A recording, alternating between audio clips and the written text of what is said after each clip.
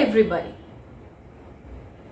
By now, you have become well acquainted with the word or term spoken English.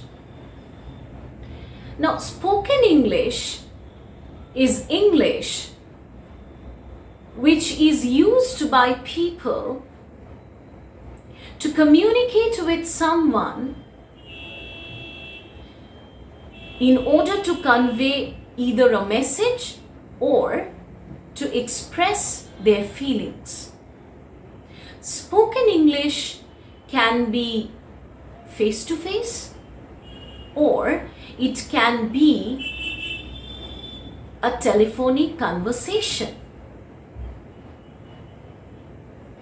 Spoken English, frankly speaking, can be of three types. Number one, formal. Number two, informal. And number three, neutral. Now, for your convenience, friends, what I would do is I would deal with all the three types one by one in order to make your conception crystal clear. I will try my level best. So today we will mainly focus on formal spoken English.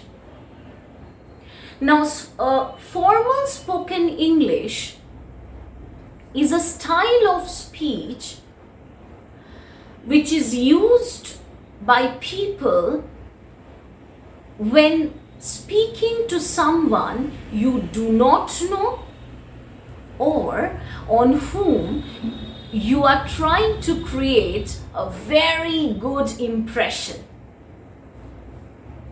Formal English can be used at workplaces, it can be used at schools, it is used during interview sessions, including campus recruitment, and also during meetings. Now, formal English is more common when we write business English, that is in the form of a business email or an academic article, job application, reports, presentations, etc. And when we write something in formal English, the letter expressions include Dear Sir or Madam, Yours faithfully or Yours sincerely. I look forward to hearing from you, or please do not hesitate to contact me. Normally, these expressions are included while writing something in formal English. Now, coming back to what I was talking about, that is formal spoken English language. Likewise, in formal spoken English too, we need to keep in mind certain rules. We desperately need to abide by them as much as possible. So in that case, I will also try to discuss all the rules one by one so that you can get it drilled into your brains. In the first place comes grammar. Now, grammar in formal English becomes a bit complex and the sentences are longer. I will give you a few examples. For example, we regret to inform you that the delivery will be delayed due to adverse weather conditions. Number one. Have you seen my glasses? Number 3, sorry for having kept you waiting. Next comes modal verbs. Now, what are modal verbs? In case you do not know, the principal modal verbs in English are can, could, may, might, shall, should, etc. I will give you a couple of examples. We would be grateful if you kindly let us know when the summer vacation will be over. Or, could you kindly let us know whether the midterm examinations will take place this year or not?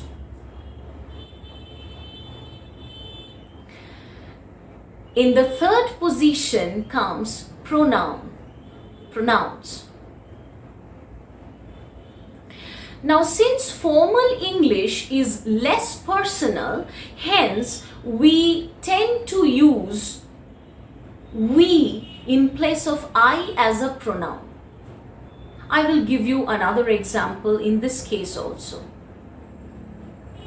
After careful consideration, we regret to inform you that on this occasion your application could not be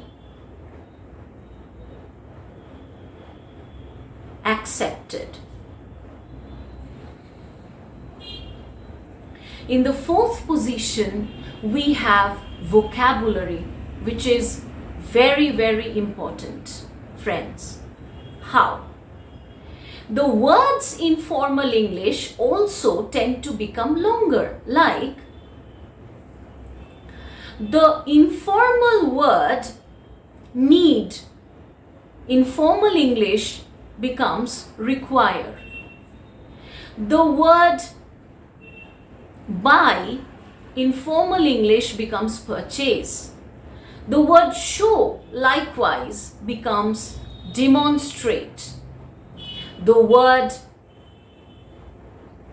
help inevitably becomes assistance. And the list goes on like this. After that, something which is very, very important is the pronunciation part of it. Now, formal English becomes slower, the tone of the voice becomes serious, and hence the pronunciation should be crystal clear, very much audible,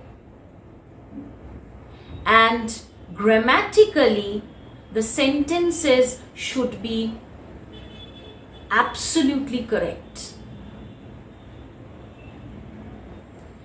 Last but not the least, friends, you should strictly try to avoid contractions and abbreviations. Now, what are contractions? She will, he will, they will, with an apostrophe at the top. No, we should never use contractions while trying to speak in formal English. And coming to abbreviations, we should always use as soon as possible and not ASAP. No. We should always write advertisement properly and not ad. We should write government and not GOVT. We should write cell phone and not cell. So now, friends, now that you actually know what formal English is and in what situation exactly you should use formal English from tomorrow onwards, before you start to speak, try to analyze the situation, pick and choose your required words from your vocabulary very, very carefully, and then finally and confidently try to frame your sentence. Your first attempt might fail, so can your second attempt. But please, please, please, it's an earnest request on my part, do not feel morosed or do not become pessimistic, and let failure deter you from plucking up enough courage and starting afresh. Thank you very much for giving me your valuable time and watching my video from first to last. Tomorrow I would be coming up with another video, interesting one, on informal English. Thank you very much.